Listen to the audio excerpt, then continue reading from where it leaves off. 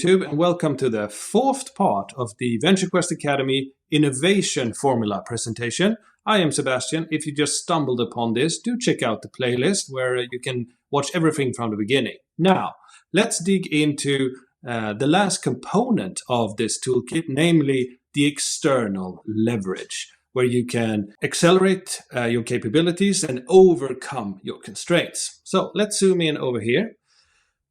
External leverage.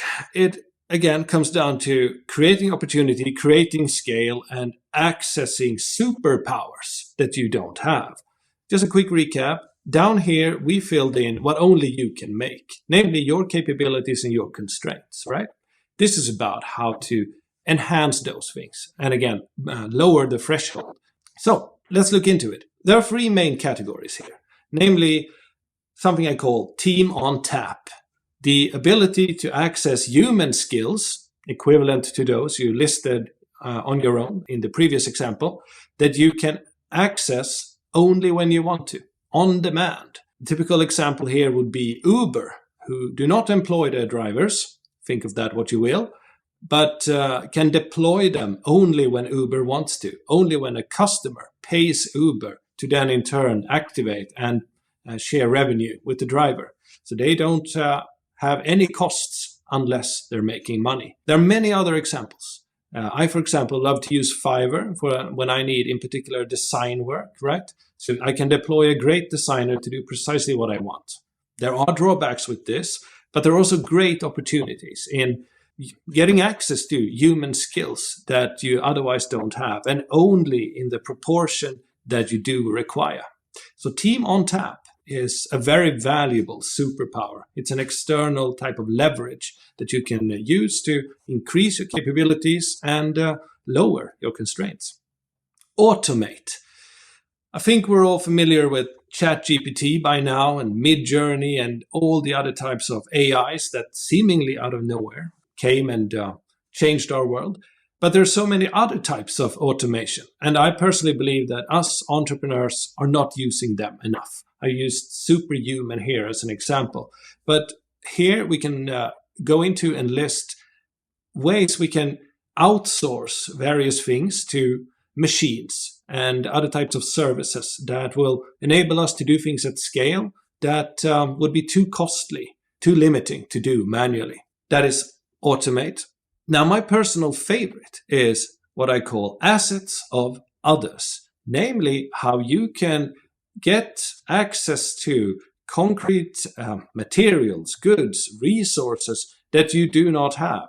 Again, we listed the types of assets that you have access to down here, which are not enough. No matter what you're doing, you will need more. The question is, can you find a way of motivating other people to activate, somehow deploy their assets on your behalf when you need to?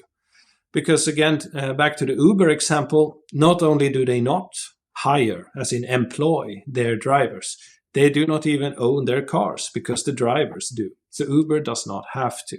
Uber is a middleman. You may be interested in doing something similar, but there are plenty of other ways that we can leverage the assets that belong to other people. So this will be the quick overview of how to think about these types of external leverage. And I just want to very quickly mention that a very valuable thing to do is to create your own map of what you think are coming next, because these are, of course, superpowers. And once it shows up, everybody starts using them. How can you be on the front line of the next big thing? Well, it's a difficult thing to answer, but I will be releasing a forecasting module. Do stay tuned for that. It sort of goes into this so that you can be ahead of the curve if you're interested in that sort of thing. But back to the example, external leverage.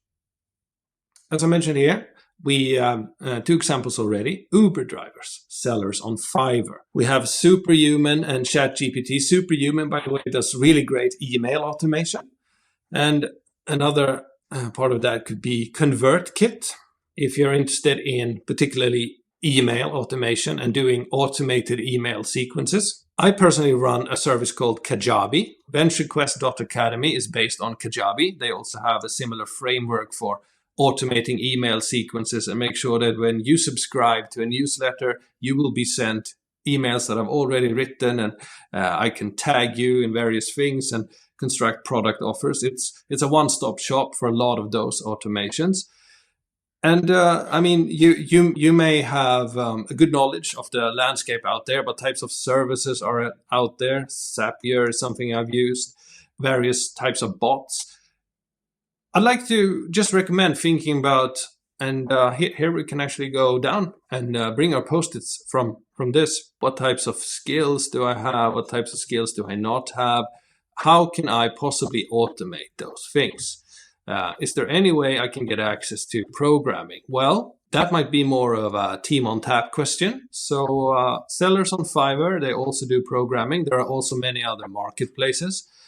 Decent biker, yeah. Maybe I can deploy bikers somehow. But the point is, try to look at what skills you have and the limitations of those skills. And ask yourself the question, what can and should I automate? And if I cannot automate it, can I hire someone else to do it for me? And can I do so through an existing marketplace? This is particularly relevant if you're a small-scale entrepreneur doing this solo or as a side hustle. Is there an existing service that enables me to access talent? If that is user testing, or a Facebook group with interested people could also be part of team on demand if what you want is to ask questions. And when it comes to assets of others, well, it certainly depends on your scale. But you do want a business that somehow takes advantage of, makes a leverage out of the fact that other people do investments. So if we think of your customer and users, and if you've filled in the PMF Express and you've done your need map, right? You know what their target needs are, you know what steps they go through to get there, and you can determine whether or not they already own any assets that perhaps you can help them utilize more. Depending on what your business model is, can you share revenue? I mean, everybody would love to make more money out of things they already have. The ultimate example, of course, is Airbnb. Hotel rooms. Airbnb, at least in the beginning, did not own any hotel rooms, but it made it easy for people who had a spare room to rent that out and to get good guests doing so. And it created an enormous leverage for Airbnb, who could then scale and super fast because they did not need to build or buy a hotel. They needed to activate people who already had these resources. I would like to encourage you to think about that in those things, in those terms. And for VentureQuest Academy, just to make that a personal example, the assets of others that I am using, to be fully transparent, they are your businesses. As they grow, provided you appreciate my content and services, of course, I will grow with you. And we can then expand the collaboration accordingly, right? So that is how I think about that. That will be my personal example. So let's make that turquoise. It will be startup companies. We already practiced having empathy with our minimum viable audience in last week's video. And it comes down to this, to not be exploitative, but rather to, through empathy, figure out what type of asset do my audience possess or would like to possess, that they value, that they have invested time and money into, that they like to increase the utilization of.